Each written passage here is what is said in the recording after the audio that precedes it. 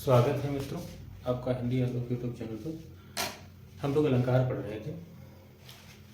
आज मैं एक प्रश्न पूछता हूँ, जो भी हमने पहले अलंकार पढ़े हैं उन्हीं में से इसका उत्तर होगा। देखते हैं आप लोग बता पाते हैं कि नहीं। ये एक फिल्मी गाना है, देखते हैं आप पहचान पाते हैं कि नहीं कि उसमें कौन सा अलंकार। देखिए, बहुत चर्चित एक फिल्म का गाना है कि मेरे नैना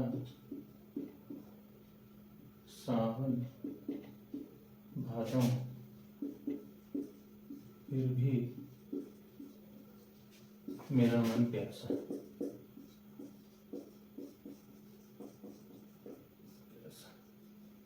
इसमें कौन सा अलंकार होगा बताइए। मेरे नैना सावन भादों फिर भी मेरा मन प्यासा। हम लोग जो पहले अलंकार पढ़े हैं उन्हीं में से कोई एक अलंकार होगा। आप बताइए कि इसमें कौन सा अलंकार होगा। आप उत्तर इसमें कमेंट करके बताइए, देखते हैं आप कितना सीखे।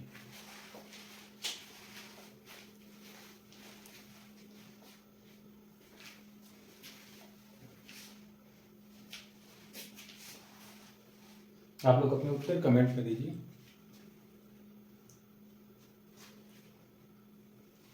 देखिए, मेरे नैना सावन भादों फिर भी मेरा मन प्यासा।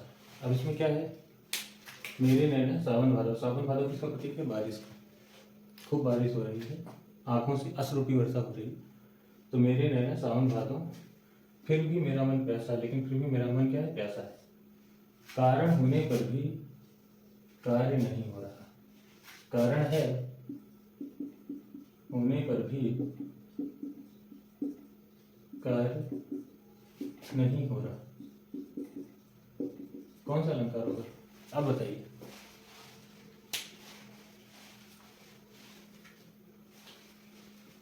कारण होने पर भी कार्य नहीं हो रहा तो ये होगा विशेषोक्त। इसी का एक उदाहरण हमने लास्ट वीडियो में बताया था कि पानी बीच मीन प्यासी महिला के हंसी। पानी के बीच में मछली प्यासी है, मतलब पानी कारण है लेकिन फिर भी वो अपनी प्यास नहीं बुझा रही। तो कारण होने पर भी यदि कार्य नहीं होता तो वहां पर विशेषोक्ति अलंकार होता है। तो इसी तरह मेरे नैना सावन भादों फिर भी मेरा मन प्यासा, इसमें कौन सा अलंकार हो जाएगा? विशेषोक्ति अलंकार हो जाएगा। ये समझने के लिए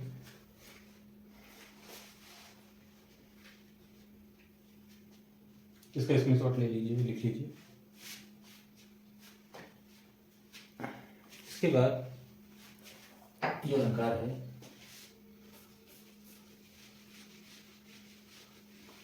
इसके बाद अलंकार है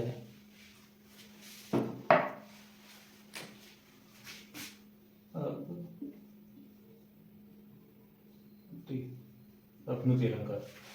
इसमें क्या होता है? इसका अर्थ होता है छिपाना।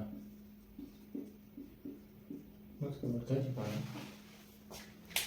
जहां सत्य बात का निषेध करके सत्य बात को छिपाकर असत्य बात का आरोप कर दिया जाता है, वहां पर अपनुति अलंकार होता है। परिभाषा क्या हुई? जहां पर सत्य बात का निषेध करके मिथ्या बात, किसी झूठी बात का उस पर आरोप कर दिया जाता है। उदाहरण देखिए, एक फिल्मी गाना है, इसका बढ़िया उदाहरण होगा। तो लड़की नहीं जिंदगी है मैं। देखिए, इसमें अपनुति अलंकार है। कैसे? कहता है, नायक कह रहा है कि तू लड़की नहीं जिंदगी है मेरी। वास्तव में वो क्या है? नायिका लड़की है, लेकिन नायक कहता है तू लड़की नहीं जिंदगी है मेरी। तो वो वास्तव में क्या है? लड़की है, लेकिन उसे कह रहा है तू लड़की नहीं है, फिर क्या है? जिंदगी है, लेकिन वास्तव में तो लड़की है। तो सत्य बात क्या है कि वो लड़की है, लेकिन उस पर असत्य बात का आरोप कर रहे हैं, जिंदगी है मेरी। यह सत्य बात है, इसका आरोप कर दे रहे हैं। तो जहां सत्य बात का छिपाव करके असत्य बात, मिथ्या बात का आरोप कर दिया जाता है, वहां पर अपनुति अलंकार होता है। जैसे इसका एक पारंपरिक उदाहरण है कि सावन की अंधी रजनी वाजिद मिस रोती आई। सावन की अंधी रजनी वाजिद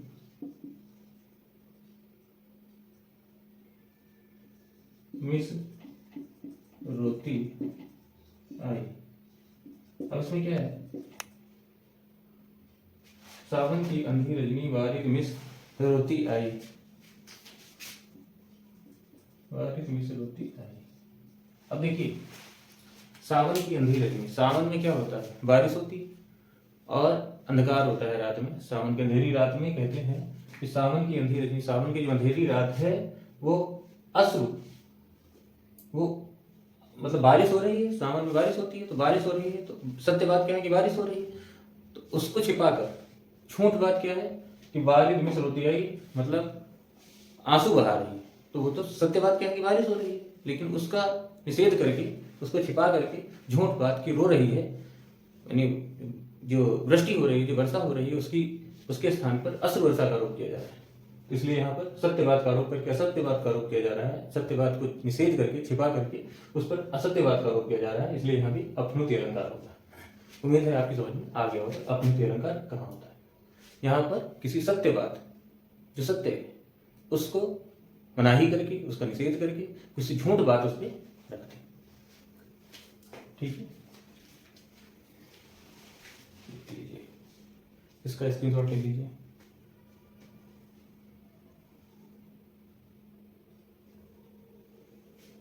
एक और उदाहरण इसका हो जाएगा कि अरे सखी यह मुख नहीं, अरे सखी यह मुख नहीं, यह है अमल में।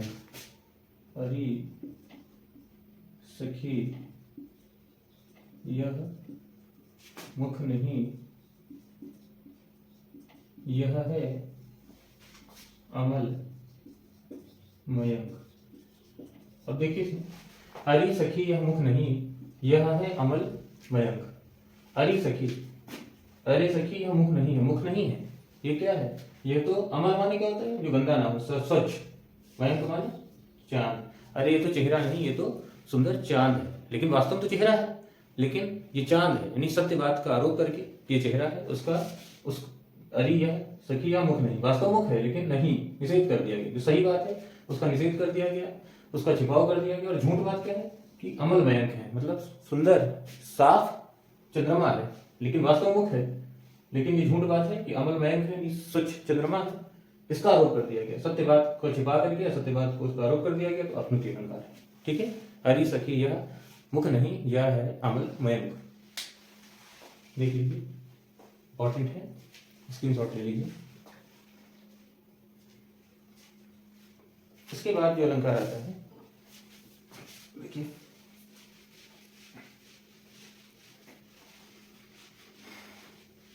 इसके बाद अलंकार है दृष्टांत।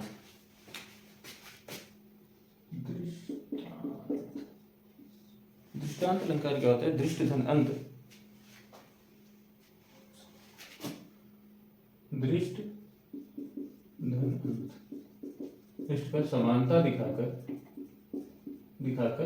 अंत करना, अंत करना, अंत करना, समानता दिखाकर अंत करना दृष्टांत होता है।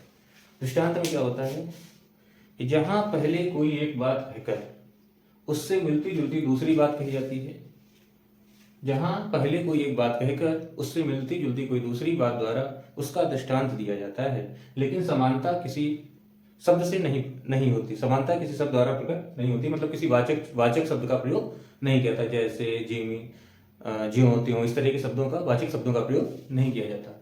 जहां पहले कोई बात कहकर उससे मिलती जुलती कोई दूसरी बात कही जाती है, लेकिन किसी भी वाचक द्वारा शब्द द्वारा समानता प्रकट नहीं की जाती, समानता किसी वाचक शब्द द्वारा, किसी वाचक द्वारा प्रकट नहीं की जाती।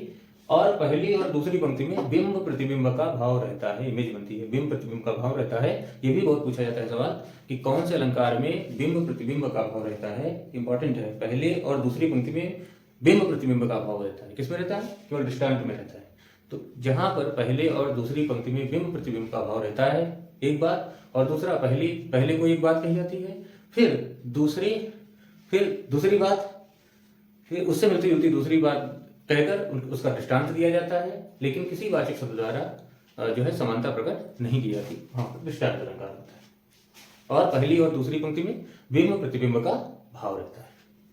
ठीक है, परिभाषा नोट नहीं करा रहे हैं, समझ लीजिए, लिख लीजिए कि जहां पहले कोई एक बात कही जाती है, फिर उससे मिलती जुलती दूसरी बात कही जाती है, लेकिन समानता किसी शब्द द्वारा नहीं दिखाई जाती, समानता प्रकट किसी वाचक शब्द द्वारा प्रकट नहीं की जाती। पहली और दूसरी पंक्ति में बिंब प्रतिबिंब का भाव रहता है, वहां पर दृष्टांत अलंकार होता है। जैसे उदाहरण है, सठ सुधरहि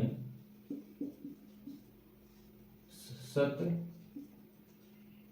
संगति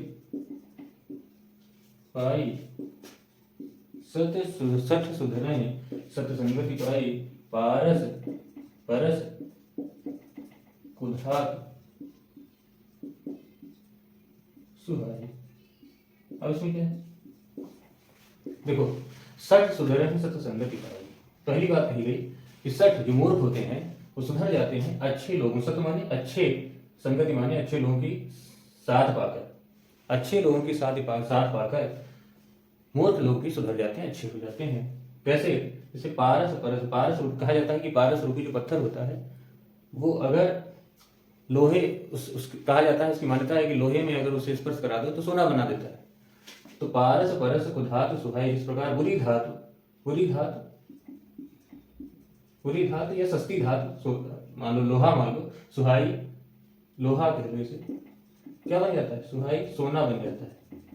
पारस परस, उसी प्रकार जैसे पारस पत्थर के स्पर्श से लोहा सोना बन जाता है, उसी प्रकार लोहे रूपी जो मूर्ख व्यक्ति होते हैं वे भी पारस रूपी अच्छे लोगों के संसर्ग पाकर, साथ पाकर सोना बन जाते हैं, यानी अच्छे बन जाते हैं। देखिए, पहली पंक्ति और दूसरी, पहली पंक्ति में एक बात कही गई, दूसरी पंक्ति में दूसरी बात कही गई, उसका समर्थन किया गया, समर्थन दूसरी बात कही गई, और कोई वाचक नहीं है यहाँ पर, ज्यों त्यों जैसे तैसे, ऐसा कोई वाचक चिन्ह नहीं है। इसके बाद जो आएगा उसमें वाचक आएगा, वही अंतर रहेगा दोनों में, उदाहरण जो होगा उसमें वाचक आएगा, इसमें जो है वाचक नहीं होगा। पहली और दूसरी पंक्ति में क्या है, बिंब और प्रतिबिंब का भाव है। सठ सुधरहि सत संगति पाई, पारस परस कुधातु सुहाई, दोनों बिंब प्रतिबिंब का भाव है। तो यहाँ पर दृष्टांत अलंकार है। दूसरा उदाहरण देखिए दृष्टांत का,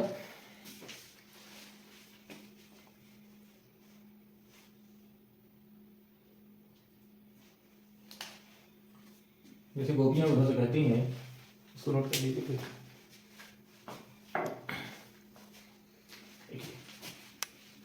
दूसरा उदाहरण देखिए,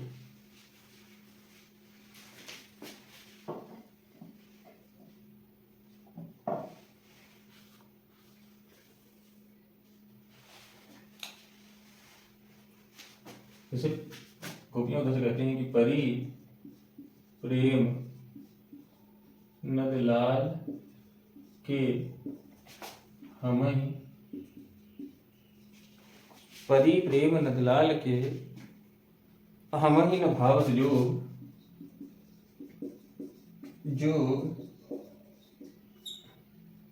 परी प्रेम नंदलाल के हमहि न भावत जोग, मधुप राजपद पाई के, राजपद पाई के भीख न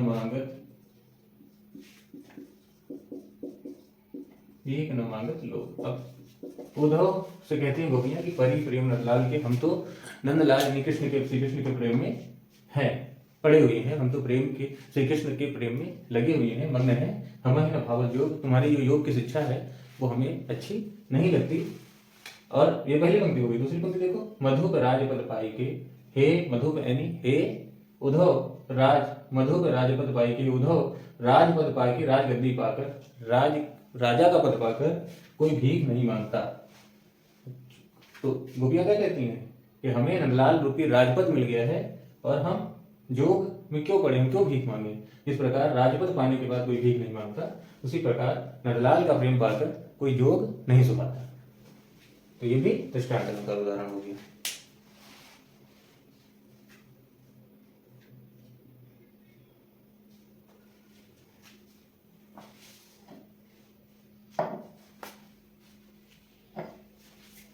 एक और उदाहरण देख लीजिए, रहीमदास जी का एक उदाहरण है। कि बसी कुसंग चाहत कुशल, यही रहीम अफसोस, यही बसी कुसंग चाहत कुशल, यही रहीम अफसोस,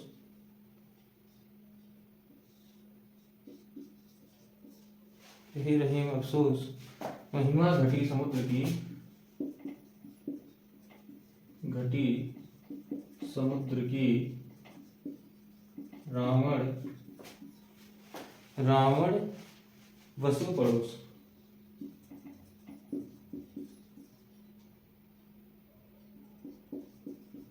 रावण वसु पड़ोस। अब देखिए, बसी कुसंग चाहत कुशल, बुरे लोगों का साथ करके कोई यदि कुशल चाहता है, सोचता है उसका बुरा नहीं होगा, तो यह अफसोस की बात है। रहीम का दोहा है। अगर कोई, रहीमदास जी का दोहा है कि यदि कोई कुसंग यानी बुरा साथ करके, बुरे लोगों का साथ करके ये चाहता है कि उसका अच्छा होगा, तो ये अफसोस की बात है। वैसे ही जैसे महिमा घटी समुद्र की, समुद्र कितना महान है, कितना गहरा है, कितना विशद है, कितना बड़ा है, लेकिन उसकी भी महिमा घट गई, रावण बसो पड़ोस, क्योंकि उसके पड़ोस में रावण बस गया। तो रावण जैसा पड़ोसी, खराब पड़ोसी पाकर समुद्र की महिमा कम हो गई। तो ये आप कैसे सोच सकते हैं कि बुरे लोगों का साथ चाहकर आप अच्छे बन सकते हैं, आप अच्छे रह सकते हैं, आप कुशल नहीं रह सकते। तो महिमा घटी समुद्र की, इसी प्रकार से महिमा घटी समुद्र की, समुद्र की जो महिमा कम हो गई, क्यों कम हो गई? रावण के पड़ोसी बनने से। रावण उसके पड़ोस में था, रावण की वजह से ही तो उसने प्रभु श्री राम ने धनुष उठाया, धनुष का संधान किया। अगर रावण ही तो मुख्य कारण था, अगर रावण माँ सीता का हरण ना करता तो समुद्र पर सेतु बनाने की आवश्यकता ही क्या पड़ती? तो महिमा घटी समुद्र की, रावण बसे पड़ोस। समझ में आ गया होगा दृष्टांत।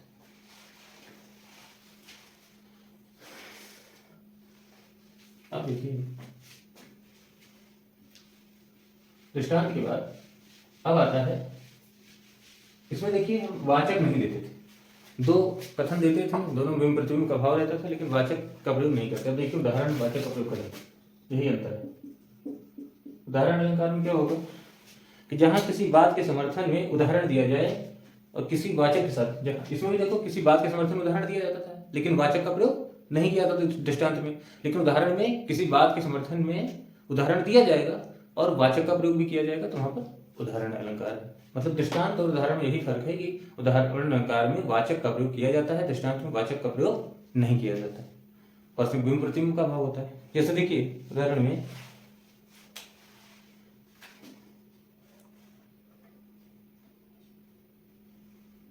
देखो,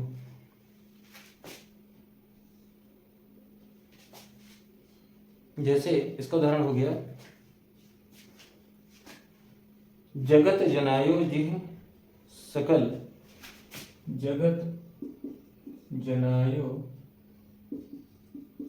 जिह सकल, जिह सकल, जगत जनायो जिह सकल, सो हरि जान्यो नाहि, सो हरि जान्यो नाहि, सो हरि जान्यो नाहि,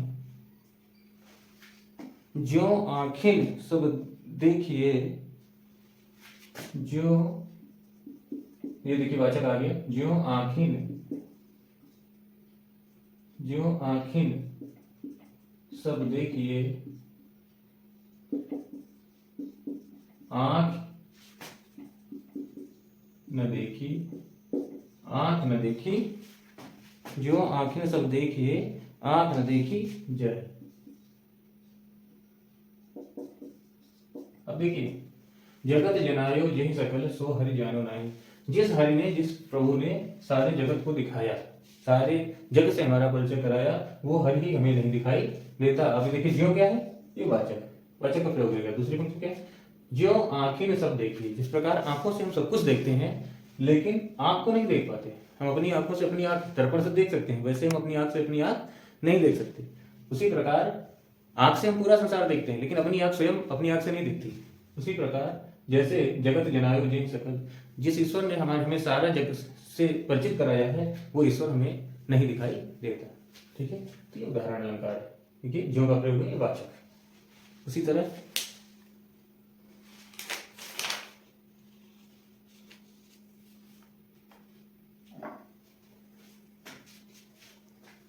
एक रहीम आदि का दोहा है दूसरा, देखिए,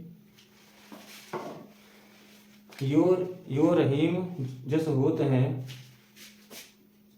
यो रहीम जस होत हैं, उपकारी के संग बाटन वाले को लगे,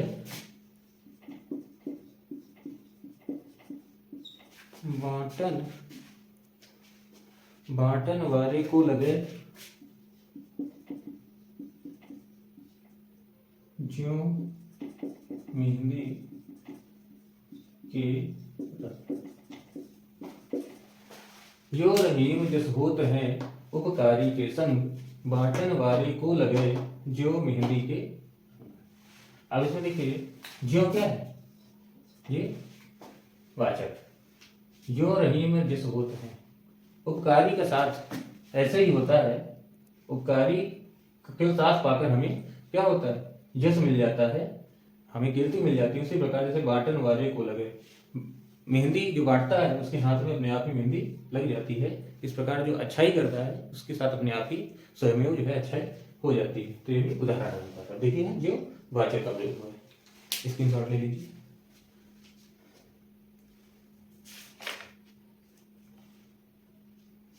एक उदाहरण देखिए, तुलसीदास जी ने रामचरितमानस में लिखा है कि बूंद अघात सहे गिरि कैसे,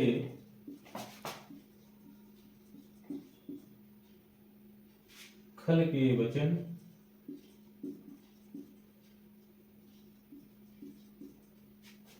ये किष्किंधा कांड की चौपाई है कि बूंद अघात सहाय गिरि कैसे, खल के वचन संत सह, खल के वचन संत सह जैसे। कहते हैं बारिश हो रही, उसका वर्णन है वर्षा का कि बूंद अघात, बूंद जो ऊपर से गिर रही है वो कहां पर गिर रही है, पर्वत पर गिर रही है। तो बूंद का जो चोट है, आघात है, वो गिरी कैसे विनम्रता के साथ सहन कर रहे हैं, उसी प्रकार सहन कर रहे हैं जैसे खल के वचन, दुष्ट के वचन को संत जन बिना किसी प्रतिकार के, बिना किसी विरोध के सह लेते हैं, संतोष कर लेते हैं। तो ये देखिए इसमें जैसे आगे ये भी क्या है, वाचक। तो ये भी उदाहरण अलंकार है, नोट कर लीजिए।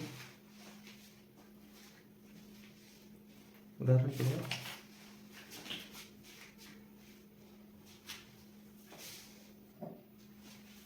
अब देखिए इसके बाद एक अलंकार है,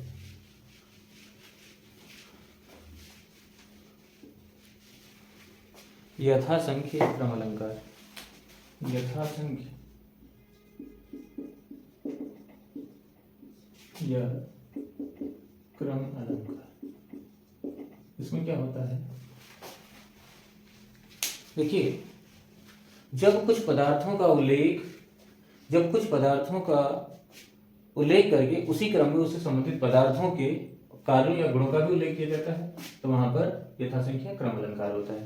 पहले वो पदार्थ दे देते हैं, फिर उसी क्रम से उनके गुण भी देते हैं। जैसे एक बहुत चर्चित दोहा है रसलीन का, रसलीन इसी दोहे के कारण चर्चित हो गई। अब देखिए पूरी ख्याति इसी दोहे पर टिकी हुई है कि उन्होंने नायिका की आंखों का वर्णन किया, अमी हलाहल मद भरे श्वेत श्याम रत्नार, जियत मरत झुकी झुकी करत, जो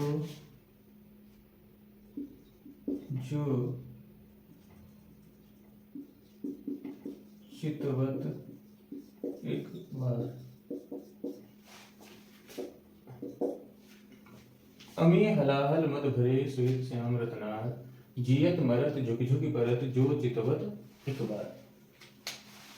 देखिए इसमें देखिए नायिका की आंखों का वर्णन है। देखिए आंखों में 3 रंग होते हैं, एक काला, एक सफेद और तीसरा जो नसें होती हैं लाल लाल, तो लाल, 3 रंग होते हैं। तो कहते हैं अमीय, अमीय माने अमृत, हलाहल माने विष, और मद भरी माने नशा, श्वेत श्याम रत्नार श्वेत, श्याम और रत्नार माने ये लाल। तो कहते हैं श्वेत माने काला, श्वेत माने सफेद, काला और ये रत्नार माने लाल। जियत मरत जुग जुग परत। देखिए 3 प्रकार। अमीय माने अमृत कैसा है? सफेद है। हलाहल विष है, ये काला है। और मद भरे तो ये लाल है। जो 3 रंग है, जो सफेद रंग है आंखों का वो प्रतीक है अमृत का, जो काला रंग है वो प्रतीक है विष का, और जो लाल रंग है ये प्रतीक है नशे का।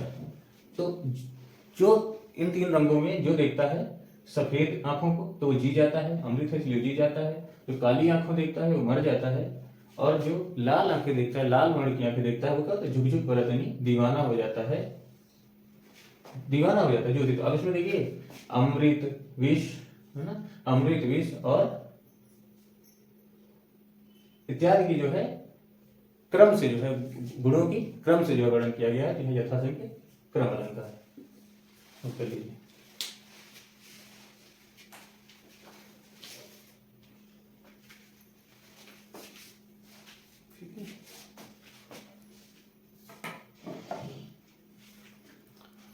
आज की वीडियो में बस इतना ही।